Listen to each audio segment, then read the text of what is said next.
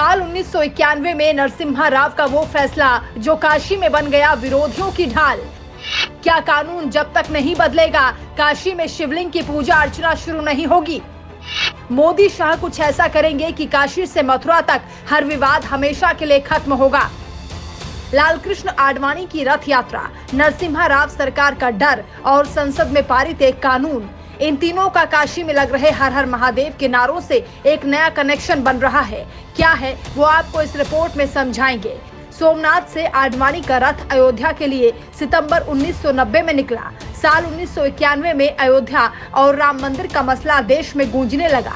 आस्था का ऐसा सैलाब देखकर तब की कांग्रेस सरकार के हाथ पांव कांपने लगे थे। कुछ समझ नहीं आ रहा था क्या करें क्या ना करें।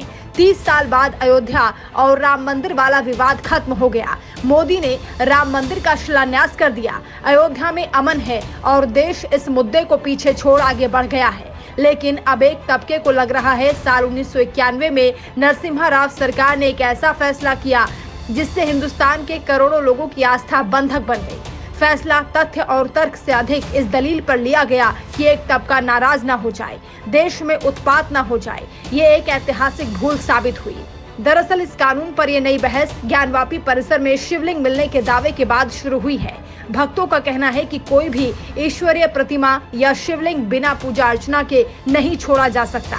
ऐसे में नरसिम्हा राव ने जो कानून पारित किया था वो अब काशी के रण में निकाला गया है। उसे धो पोंछ कर चमकाया जा रहा है। इस हथियार में कितनी शक्ति बची है, काशी के फैसले पर ये क्या असर डाल सकता है, मोदी और शाह इस ब्रह्मास्त्र को बेअसर करने के लिए क्या रणनीति बना रहे हैं, ये सब आपको बताएंगे।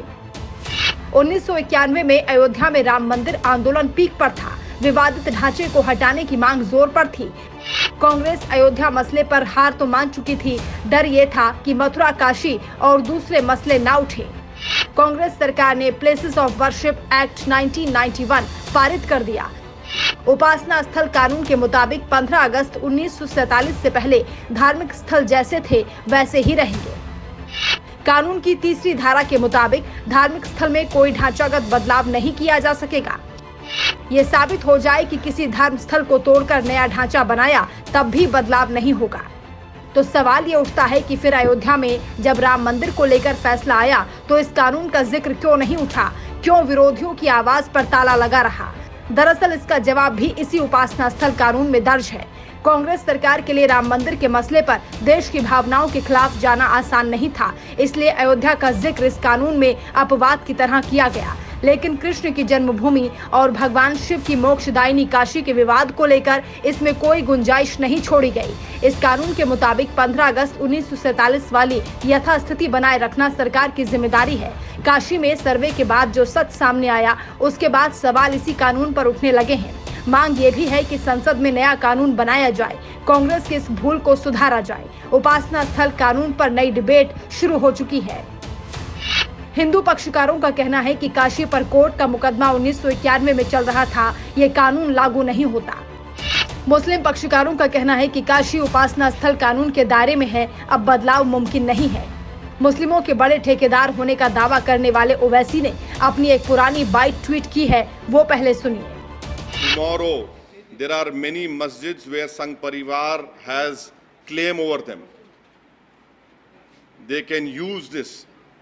Though Supreme Court in its 1045 pages judgment have clearly said, talked about the 1991 Religious Places Act, we would hope that this judgment, when it is applied to the ongoing cases of Kashi and Tiliyawali Masjid, we hope that those courts will accept what today Supreme Court has said about the 1991 Act.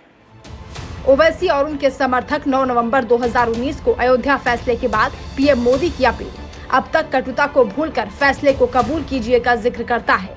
संघ प्रमुख मोहन भागवत के उस बयान का भी जिक्र करता है जिसमें कहा गया था कि काशी मथुरा अब एजेंडे में नहीं रहेगा। लेकिन अब शिवलिंग सामने आ गया तो बीजेपी संघ परिवार में इस कानून को बदलने की चर्चा शुरू हो गई है। उधर अयोध्या विवाद पर फैसला देने वाली अदालतों ने दो तरह की बातें कही हैं। इलाहाबाद हाईकोर्ट के न्यायमूर्ति डीवी शर्मा ने राम मंदिर पर फैसला दिया था। उनके मुताबिक ये कानून पहले से विचाराधीन मामलों पर लागू नहीं किया जा सकता।